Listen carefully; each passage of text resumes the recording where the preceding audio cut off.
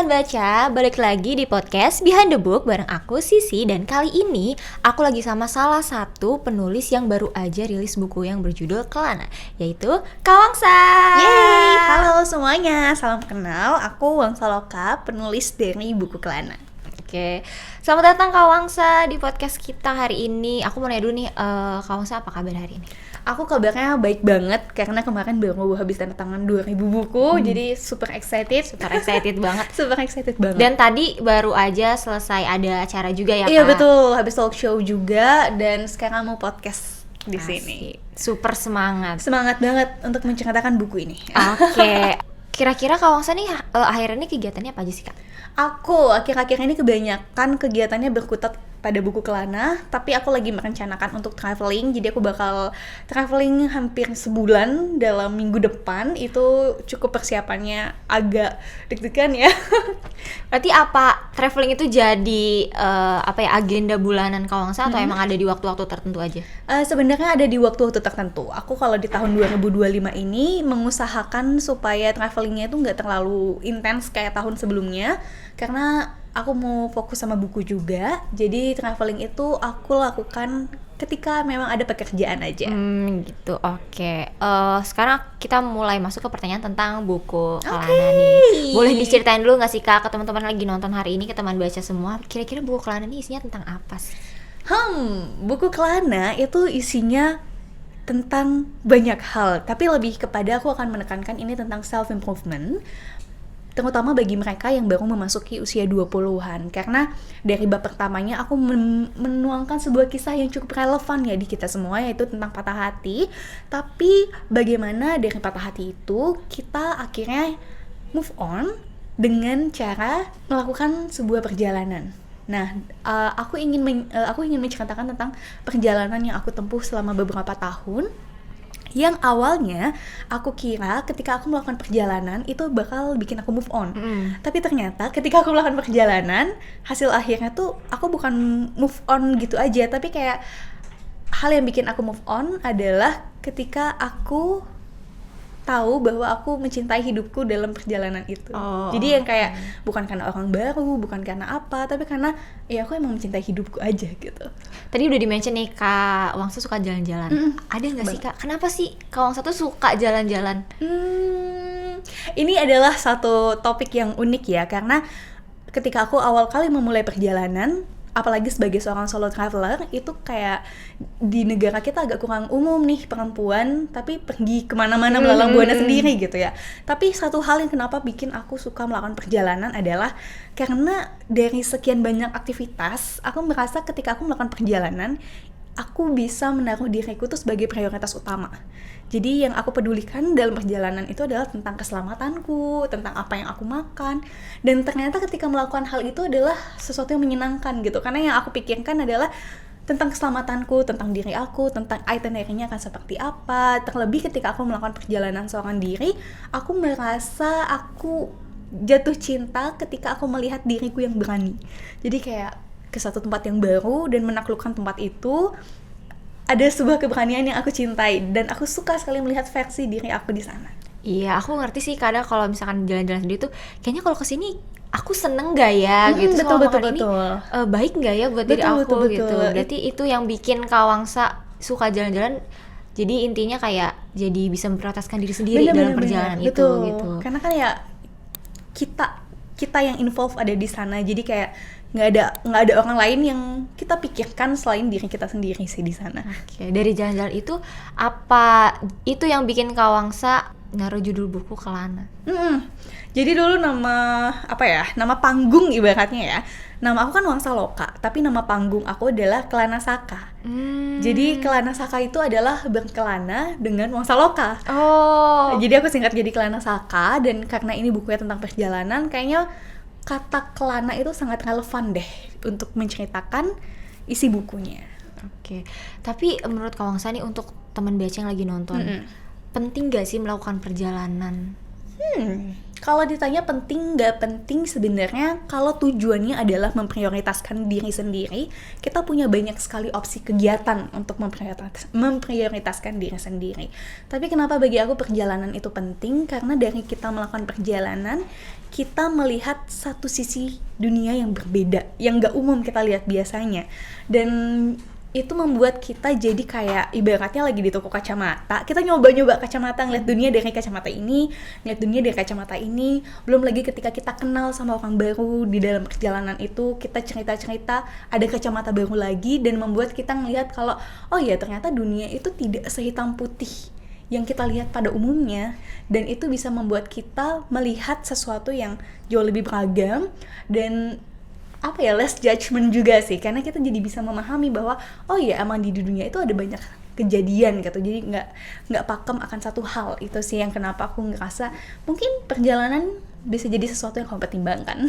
Mungkin bisa jadi pertimbangan juga buat teman-teman yang mau melakukan perjalanan. Cuma kadang kalau buat aku pribadi ya, aku tuh melalui perjalanan tapi kadang aku tuh takut endingnya tuh kayak gimana gitu. Iya betul. Benar, itu jadi dalam perjalanan itu mungkin kalau misalnya kita jalanin, walaupun kita nggak tahu endingnya, tapi kan dalam melalui perjalanan itu kan kita bisa belajar hal baru, bisa ketemu orang baru, walaupun kita nggak tahu nih ujungnya kayak gimana. Yang penting ya udah kita coba aja dulu gitu ya. Bener, aku setuju banget sih, karena melakukan perjalanan itu kayak lagi nyusun puzzle. Kayak kita setiap kali, setiap hari, setiap langkah itu kayak ketemu kepingan yang oke, ini cocok, ketemu kepingan lagi oke, ini cocok. Dan ketika udah raganya terbentuk, kita kayak oh iya perjalanan ini ternyata mengajarkan sesuatu yang sangat-sangat baik untuk kita gitu. Keren banget Kak Wangsa. Tapi dalam menulis buku Kelana ini nih, apa sih Kak backstory-nya atau latar belakangnya, dan apa sih yang bisa menginspirasi Kak Wangsa untuk nulis buku Kelana ini? Ini agak unik sih, karena ketika di awal usia 20-an, aku tuh ngerasa kayak aku tahu dunia. Kayak literally sebagai anak 19 tahun, 18 tahun tuh kayak aku tuh tahu banget dunia, aku udah dewasa gitu. Tapi ketika memasuki usia 20-an, ternyata aku gak tahu apa-apa tentang dunia. Dan kayak dunia tuh samar banget, gak bergairah seperti kita masih 19, 18, 17-an. Belum lagi ketika di awal memasuki usia 20-an, aku mengalami satu perpisahan yang membuat aku mempertanyakan kayak kenapa ya ketika kita merekatkan diri pada suatu hubungan, dan ketika hubungan itu berakhir kita tuh kayak kehilangan diri kita sendiri. Kayak kenapa itu bisa terjadi. Makanya ketika aku ada di fase itu, aku ingin menggali. Instead of aku ingin cepat-cepat pulih, aku ingin menggali kenapa hal ini bisa terjadi. Makanya aku melakukan perjalanan supaya aku dapat kaitan sama diri aku sendiri dan bisa menjawab kehilangan akan diri sendiri. Jadi meskipun hubungannya berakhir, sebenarnya kehilangan yang paling menyedihkan pada saat itu adalah bukan kehilangan si pasangan ini, tapi kehilangan diriku yang pada saat itu aku tidak mengenal siapa aku. Jadi aku terlalu dominan untuk mencintai seseorang sampai akhirnya aku kelabakan ketika dia pergi. Nah, aku ingin mengenal diri aku. Jadi dalam fase perjalanan itu, aku ingin mengenal seutuhnya diri aku. Aku tuh orangnya seperti apa. Bukan hanya mengenal, oh Wangsa Loka itu makanan favoritnya ini, warna kesukaannya ini. Enggak, tapi aku ingin mengenal bagaimana diriku ketika menghadapi masalah, bagaimana ketika aku berkomunikasi dengan orang lain, bagaimana aku terbuka. Itulah yang membuat aku kayak oke, sepertinya perjalanan di usia awal 20-an yang paling pantas aku lakukan adalah melaluinya seorang diri. Oke, aku ngerti. Jadi perjalanan yang Kak Wangsa lalui ini yang akhirnya bisa buat Kak Wangsa untuk menemukan diri Kak Wangsa lagi. Betul. Melalui perjalanan itu. Betul.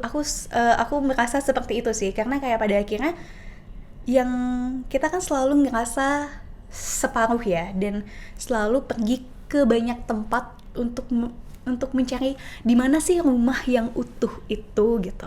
Kita selalu beranggapan ketika kita berpasangan kita artinya utuh karena ada separuh dan separuh yang terpenuhi. Padahal nggak akan pernah seperti itu. Jadi kayak aku sempat nulis juga di dalam buku aku kalau misalnya kita itu selalu mencari orang lain untuk membuat diri kita utuh. Padahal nggak ada satupun orang yang bakal bisa membuat kita utuh selain diri kita sendiri. Kita harus mencari semuanya ke dalam. Mungkin selama ini kita merasa separuh karena kita hidup akan tubuh aja. Mungkin selama ini separuh yang kamu lupakan adalah jiwa kamu sendiri. Jadi kayak itu salah satu self-reflection yang paling besar ketika aku melakukan perjalanan sih.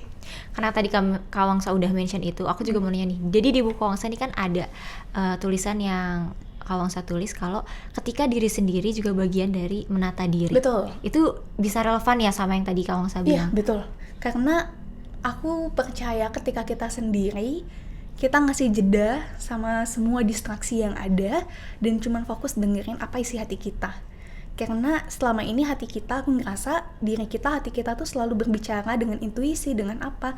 Cuman kita seringkali enggan untuk mendengarkan karena kok kayaknya kata si A jauh lebih oke ya untuk ambil keputusan. Jadi waktu-waktu kita sendiri adalah waktu dimana akhirnya kita mendengarkan diri sendiri. Tanya sama diri kamu maunya apa. Karena menurut aku ya, kita bisa kehilangan semua orang di dunia ini, tapi kehilangan diri sendiri itu kehilangan yang paling menyakitkan. Kayak kehilangan diri ketika semua orang meninggalkan kamu itu pasti, tapi kalau diri kamu meninggalkan kamu ketika dia udah tidak mau bicara, ketika hatimu membisu, itu menyakitkan sekali. Jadi kayak ketika sendiri, bagian dari menata diri itu sepenuhnya aku harap semua orang belajar untuk sendiri. Aku setuju sih, karena kita juga butuh ruang kan. Betul. untuk diri kita sendiri, untuk lebih kenal diri sendiri. Betul. Kita kebanyakan ya, kita tuh selalu berusaha untuk ngerti orang lain, tapi Iya, kita iya. tuh lupa untuk ngerti diri kita sendiri. Betul, gitu. betul. Selama aku baca buku Kelana juga aku ngerasa kayak, oh iya bener ya, kenapa ya selama ini tuh aku selalu mikirin orang lain, aku selalu coba ngertiin dia, kayaknya dia kayak gini, tapi kenapa nggak aku coba ngertiin diri aku sendiri gitu. Bener. Dalam melakukan hubungan sama orang juga kita kan harus ngerti diri kita sendiri. Betul. Ketika kita udah ngerasa nggak dihargain, ya itu artinya kita lebih harus menghargai diri kita sendiri dengan gak usah berhubungan lagi sama orang itu. Betul. Kadang itu sih yang sulit Bener. dalam sebuah hubungan ya Kak. Mm-mm. Sulit banget kadang kalau misalkan kita ngerasa gak dihargain, tapi kita ya udah deh nggak apa-apa. Nah itu yang Ya, paling gak bisa banget itu, tuh. Kadang bener. kayak kita mikirin dia tapi kita nggak mikirin diri kita sendiri. Gitu. Itu alasan kenapa aku selalu bilang sama semua orang, belajar untuk sendiri, belajar untuk mencintai diri kamu, menghargai diri kamu, supaya kamu tahu dihargai itu seperti apa, supaya kamu tahu dicintai itu seperti apa. Jadi ketika ada seseorang yang katanya cinta sama kamu, melakukan sebuah perbuatan yang ngekang kamu misalnya, tapi berdalih atas cinta, ini aku ngakuin ini demi cinta sama kamu, itu bukan cinta yang familiar buat kamu, karena kayak kayaknya mencintai itu bukan dengan merenggut kehidupanku. Betul. Deh, dan dengan kamu menyadari itu, kamu tahu caranya. Oke, aku harus pergi karena ini bukan cinta lagi. Jadi kamu udah tahu nih, udah di set dalam diri kamu, oh ya cinta itu seperti apa, karena kamu punya respect sama diri kamu. Itu kenapa kayak kita harus belajar untuk sendiri. Iya gitu. benar banget, karena diri kita punya kita, bukan punya dia. Betul, diri kita adalah punya kita, nggak akan pernah ada yang namanya memiliki orang lain, karena kita adalah dua individu yang berbeda. Betul, karena dia cuma bagian dari hidup kita, Iya. bukan bisa mengambil diri kita sendiri. Betul, dan kita pun seperti itu.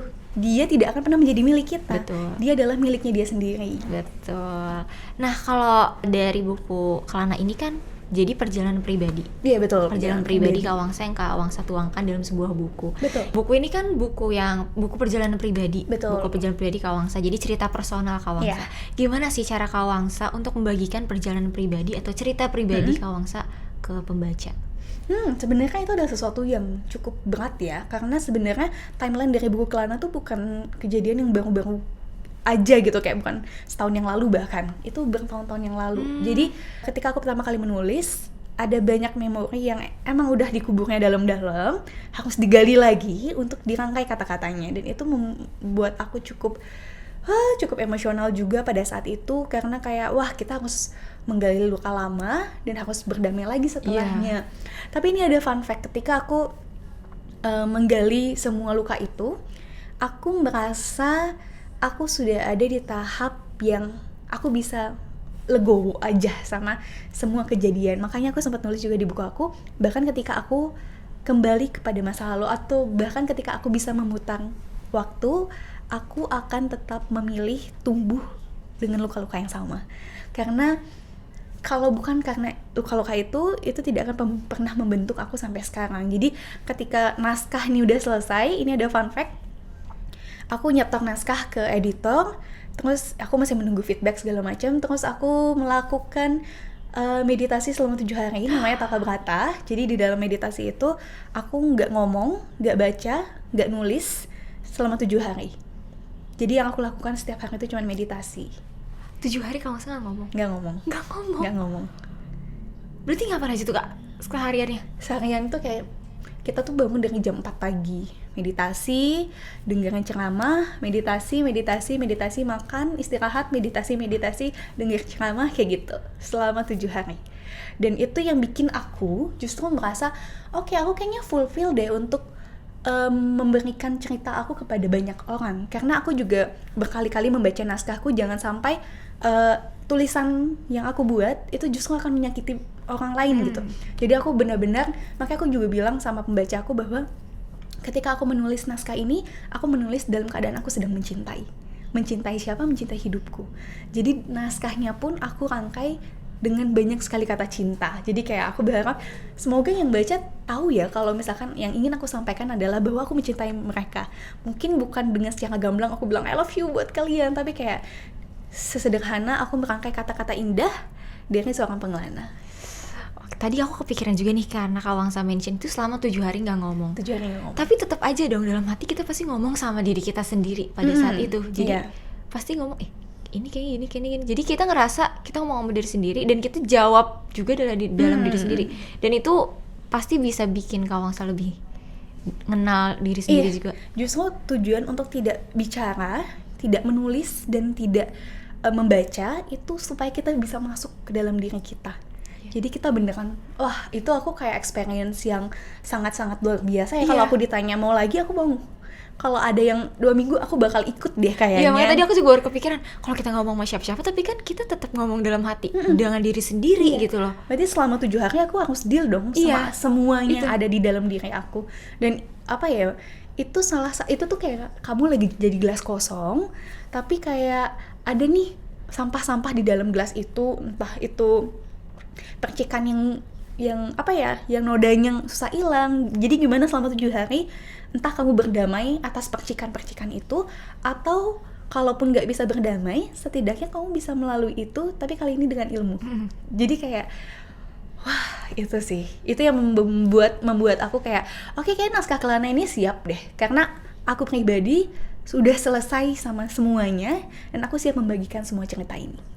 Berarti Kak Wangsa menulis ini dalam keadaan benar-benar udah fulfill. Aku udah fulfill, bener-bener kayak aku bisa bilang ketika aku bilang aku menulis dalam keadaan aku sedang mencintai, itu aku benar-benar lakukan. Pokoknya nggak ada hal di dunia ini yang tidak aku lakukan dalam keadaan sedang mencintai sih. Oke, berarti udah benar-benar siap banget. Siap. Tapi ada nggak sih Kak momen dimana waktu Kak Wangsa nulis, mungkin ada beberapa part atau ada beberapa bagian yang wah kayaknya ini berat banget nih, yang jadi tantangan Kak Wangsa untuk nulis gitu? Aku menjadi tantangan paling besar itu justru di bab pertama, karena bab pertama itu kan yang jadi gong dimana aku harus ngulik semua kejadian di masa lalu dan menceritakannya dengan gimana caranya sebuah kejadian yang paling menyakitkan dalam hidup kamu gali dan kamu ceritakan dengan bahasa paling mencintai. Mungkin kamu akan ada kesel ketika melihat kejadian itu lagi, tapi di keadaan aku yang sekarang, dalam aku ketika aku menulis itu, aku memang dalam keadaan yang oke, ini memang menyakitkan. Situasi ini ketika terjadi dalam hidupku beberapa tahun lalu memang menyakitkan. Tapi bagaimana aku ingin cerita ini dikemas dengan perasaan, dengan bahasa yang lebih lebih adem gitu. Jadi kayak aku ingin menggambarkan bahwa ketika aku menceritakan tentang masa lalu, tentang sebuah kejadian yang patah, aku tuh nggak hidup di sana lagi. Itu berarti yang jadi fondasi awalnya. Betul, aku tuh udah nggak hidup di sana lagi. Itu semua momen sudah aku tinggalkan. Jadi ketika aku bisa menceritakan itu lagi, berarti aku sudah bisa menceritakan itu dengan sisi dimana aku sedang mencintai. Dan sudah siap. Sudah siap. Aku mau nanya sebaliknya nih, itu kan tadi momen berat ya, momen-momen yang ngeras, wah ini berat banget. Tapi ada nggak sih momen yang menurut Kak Wangsa kayak bagian ini gampang nih yang aku ceritain nih, pasti nyampe nih ke pembacanya gitu. Bagian yang paling mudah untuk aku ceritakan itu ada di bab ketika aku sedang melakukan perjalanan berdua sama teman aku di India.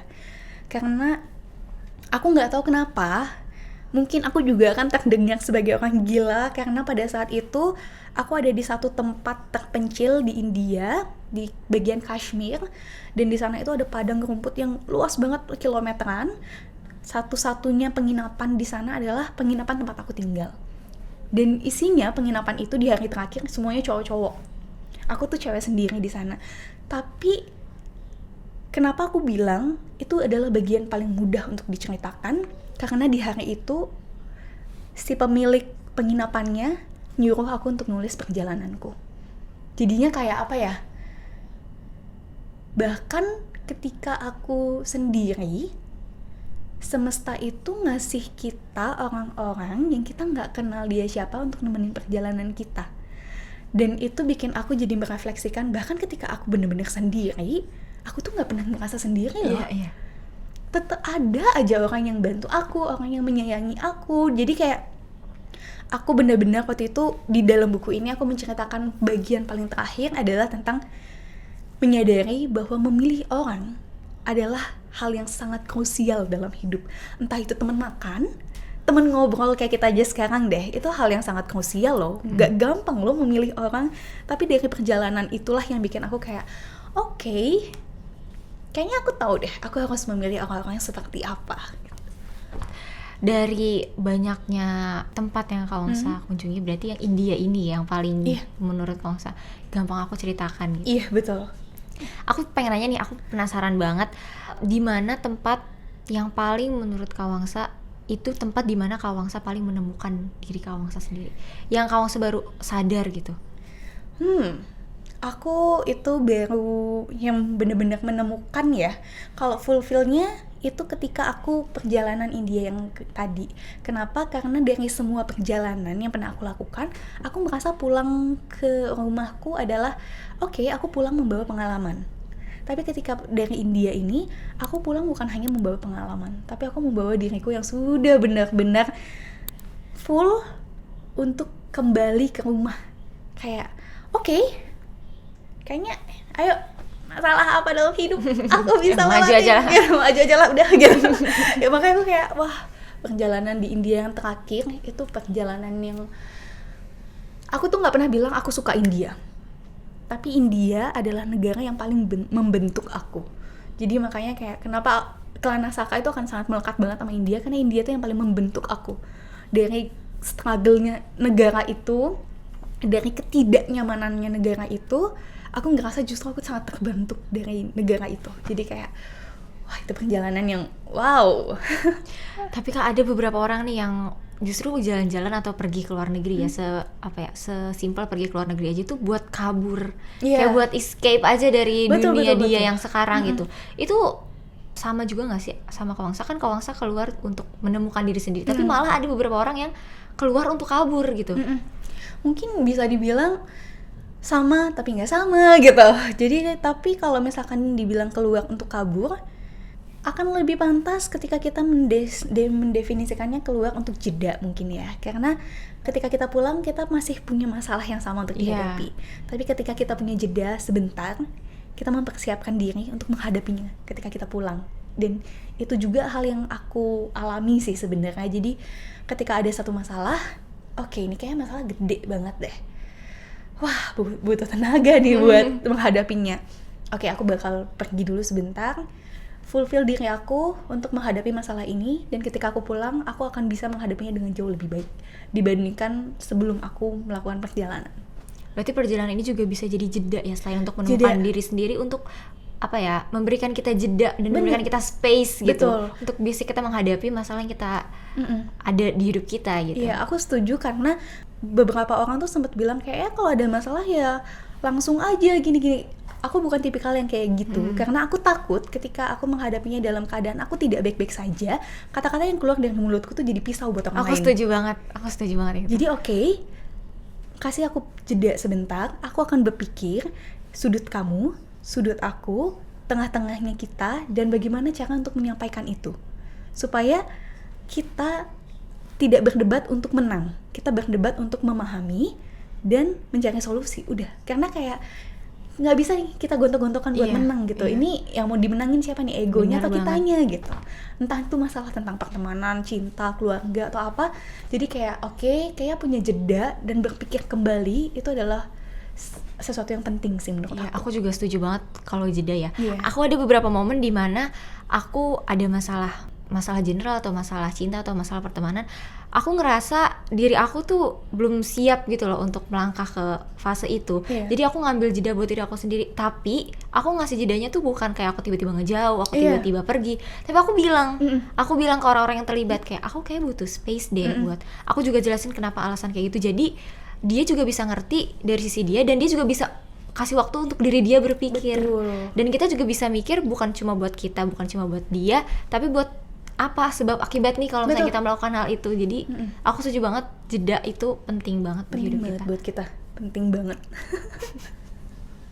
Terus aku juga mau nanya lagi nih, buku Kelana ini kan jadi suatu perjalanan yang Kawangsa jadikan itu sebagai pengalaman untuk bisa diketahui oleh orang-orang kalau misalkan perjalanan tuh nggak cuma sekedar jalan-jalan aja gitu.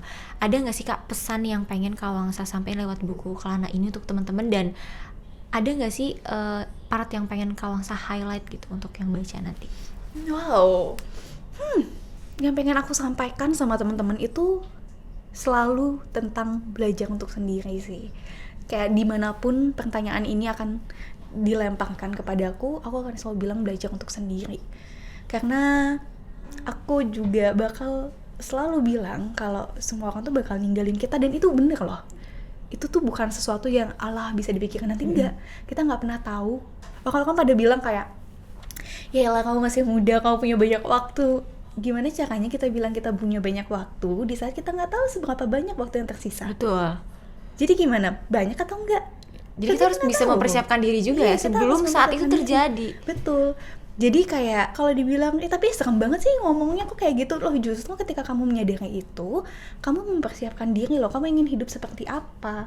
Dan di buku Kelana ini aku kayak belajar untuk sendiri itu bukan mengasingkan diri ke gua gitu, enggak ya. Bukan benar-benar sendiri. Bukan gitu, justru belajar untuk sendiri itu belajar bagaimana kita itu bisa solitude sama diri, bisa utuh sama diri kita sendiri.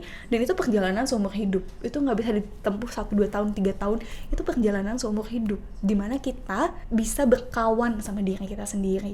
Bahkan karena kan di saat kita terpuruk sekalipun di kamar gitu ya, kita nangis punya siapa? Punya diri kita doang, cuman kita yang bakal ngerti diri kita, dan semua orang bakal pergi. Jadi jangan pernah kehilangan diri kamu, apalagi demi orang lain. Benar. No. Aku juga merasa aku pernah ada di momen ketika aku ngerasa kayak aku nggak kenal sama diri aku sendiri karena aku terlalu mementingkan perasaan orang lain. Aku nggak enakan banget orangnya. Wow, tapi ketika aku udah aku ngerasa kayak hidup aku kok kayaknya buat orang lain terus sih gitu.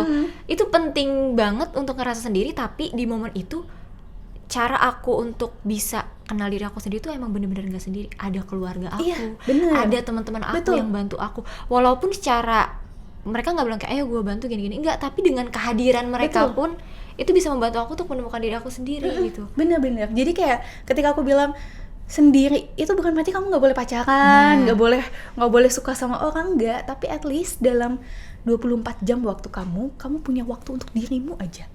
Untuk kamu tanya sama diri kamu, untuk kamu melakukan kegiatanmu sendiri, entah baca buku, entah nyoba kafe baru sama diri kamu sendiri, karena kita butuh space di mana kita bisa mengandalkan diri kita. Itu sih menurut aku. Ya, aku juga belajar. Aku kan aku baru memasuki usia 20 tahun dan sekarang bentar lagi udah 21. Aku juga baru berani kemana-mana sendiri di umur-umur segini. Karena aku juga baru ngerasa kayaknya aku kemana-mana tuh selalu sama orang deh. Dan aku gak pernah bener-bener kemana-mana yang sendiri gitu. Makanya tadi pas Kawangsa bilang umur 20 tahun tuh kayaknya sebenarnya tuh aku belum ngerti dunia banget. Nah, aku merasakan hal itu karena aku baru umur 20 juga. Terus kayak aku harus berani sendiri. Aku baru berani naik MRT sendiri tuh kayak bulan lalu. Karena biasanya tuh aku kalau kemana-mana naik transportasi umum tuh aku gak berani sendiri. Dan aku belajar sendiri, ternyata menurut aku itu menyenangkan dan menenangkan. Apalagi di transportasi umum yang kita nggak kenal siapa-siapa, kita benar-benar sendiri-sendiri, dan ya udah selama perjalanan tuh aku jadi berpikir, terus aku jadi ngerasa ih enak banget ya ternyata jalan-jalan sendiri, kayak nggak harus ada orang yang nemenin. Ya mungkin bersama teman-teman, bersama orang lain tuh menyenangkan, cuma ternyata sendiri pun lebih menyenangkan. Iya, kita punya porsi kita, memiliki seseorang yang bisa diandalkan itu menyenangkan. Tapi ketika kamu bisa mengandalkan dirimu sendiri, itu perasaannya beda. Perasaannya tuh kayak perasaan aman. Iya. Karena aku tahu cara melindungi diriku tanpa membutuhkan orang lain. Betul. Dan mungkin kita butuh pertolongan gitu, tapi kayak ketika kita memenuhi diri kita, kayak menjaga diri kita, menyayangi diri kita, itu perasaannya tuh beda. Perasaannya tuh bukan jatuh cinta yang butterfly era gitu, tapi perasaannya tuh jatuh cinta dan penuh sekali. Iya, aku Rasanya. seru banget ya Kak ngobrol-ngobrol hari ini, nggak kerasa banget kita udah lama banget dan udah banyak kita hal udah banyak yang topik ya. banyak hal yang kita obrolin. Kayaknya kalau misalkan kita nggak ingat durasi, kayaknya kita sampai besok ini kita Ini jadi deep talk malam-malam. Jadi deep talk malam-malam. Nanti setelah ini kita akan ngobrol-ngobrol lagi. Oke. Terima kasih untuk teman baca yang udah dengerin kita dari awal sampai habis. Terima kasih juga untuk Kak Wangsa yang udah mau ngobrol-ngobrol hari ini. Sama-sama sih. Semoga teman baca di rumah yang lagi nonton bisa menjadikan podcast ini sebagai pembelajaran juga untuk lebih mengenal diri sendiri. Jangan lupa untuk beli buku Kelana. Untuk beli buku Kelana bisa kalian temuin di JDA Bookstore, di Republik Fiksi, dan di Bumi Fiksi. Jangan beli buku bajakan. Sampai ketemu di Behind the Book episode selanjutnya. Dadah!